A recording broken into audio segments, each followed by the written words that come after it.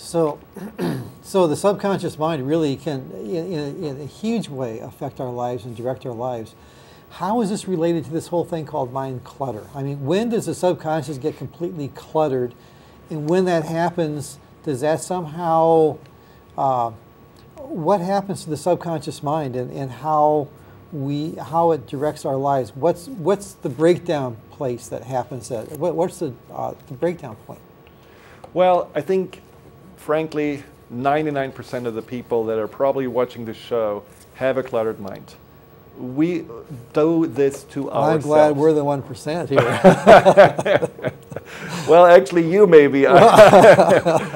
See, the problem is that we are, having so much information coming from the outside that we basically overload our mind with clutter, and the ramifications are that, as I said before, the restlessness, the absent-mindedness, the emotional outburst. But then there is also this inability, for example, to sleep, the insomnia. Later on, this cluttered mind can go into physiological problems and even chronic illnesses. So what happens with the subconscious in this realm is that the subconscious is basically filtering out all the information that comes our way. So let's say, for example, there is 100 million bits of information coming to you in an hour, and you can really consciously only deal maybe with 1,000 or maybe 5,000 bits of information. What happens with the rest? Well, the subconscious is filtering it out.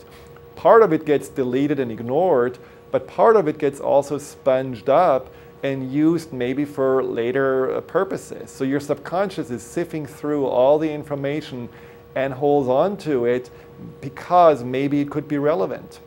So if your subconscious mind has a belief of I'm not safe, it will look for potential danger even if you're not consciously aware of it, but it will hold on to it. And one example is a client who really had a very stressful job and certainly had so much demands and information coming his way, but his way of dealing with stress was vegging out in front of the TV, watching the History Channel, watching preferably Second World War movies.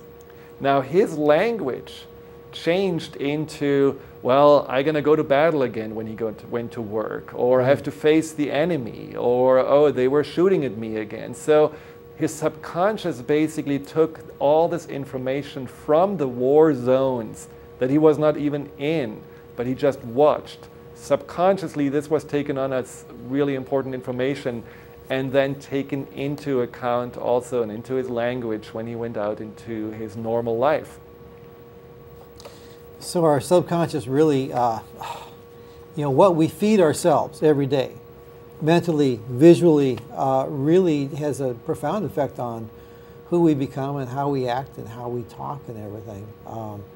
It's really there's a pretty direct analogy or correlation with just the physical feeding of the body and the feeding of the subconscious mind and our mental habits as well.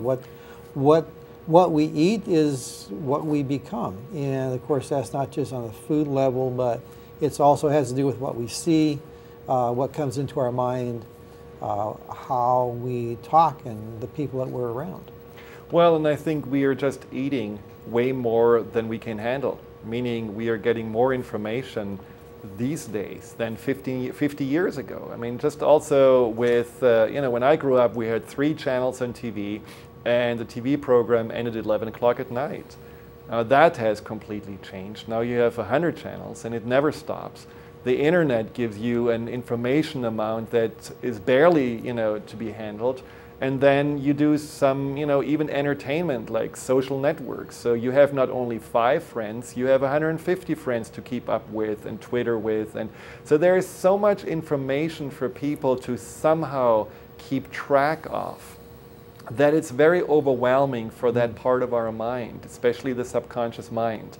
And if your subconscious is not directed on what is important and what is not, and how to let go of, and we're going to talk about this, how to let go of information, it will just completely overload itself. That's what it does, because it really just does, as a faithful servant, keep on taking it in.